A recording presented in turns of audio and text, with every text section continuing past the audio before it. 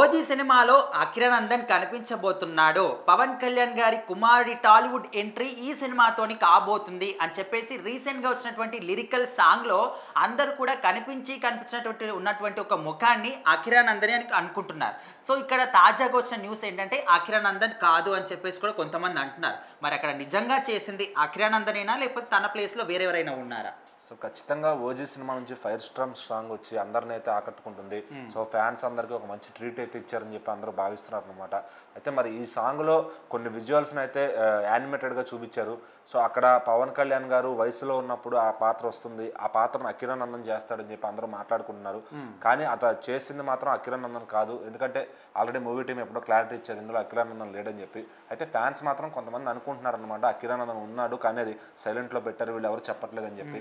ఆ పాత్ర చేస్తుంది కజూకి అనే ఒక చైనీస్ యాక్టర్ అంట, సో జపాన్ యాక్టర్ అంట. సో అతను ఈ సినిమాలో ఒక పవర్ఫుల్ రోల్లో కనిపించబోతున్నాడు. సో ఆ సినిమా అతని రోల్ చాలా ఇంపార్టెంట్గా ఉంటుంది అని చెప్పి మాట్లాడుతున్నారు.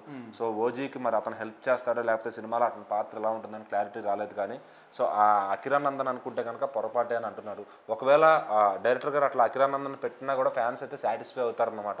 ఎందుకంటే పవన్ కళ్యాణ్ గారితో పాటు మళ్ళీ ఆయన తర్వాత ఎన్నాళ్ళు సినిమాలు మానేస్తాడో తెలియదు. ఆ లోపు పవన్ కళ్యాణ్ గారు పక్కన అఖిరానందన్ చూసుకోవాలని ఫ్యాన్స్ కూడా ఉంటుందన్నమాట. మరి అఖిరానందన్ స్ట్రైట్ లాంచింగ్ అవుతాడా, పవన్ కళ్యాణ్ గారి ఫిల్మ్తో లాంచ్ అవుతారా అని చెప్పి అందరూ మాట్లాడుకుంటున్నారు. సో మరి ఏదైనా కానీ ఆ పాత్రలో అఖిరా ఉంటే బాగుండని కూడా చాలామంది భావిస్తున్నారు అనమాట.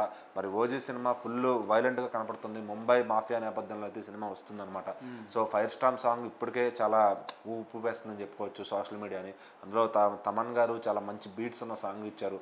సో అలాగే పవన్ కళ్యాణ్ గారి లుక్స్ కూడా సుజిత్ చాలా బాగా డిజైన్ చేశారు. సో ఇట్లాంటి ఒక వింటేజ్ పవన్ కళ్యాణ్ మేము చూడాలనుకుంటున్నాం అని చెప్పి ఫ్యాన్స్ అయితే భావిస్తున్నారు అనమాట. సో ఓవరాల్గా మరి ఆ పాత్రలో అయితే అఖిరానందన్ కనిపించట్లేదు అని చెప్పి క్లారిటీ అయితే వచ్చేసింది.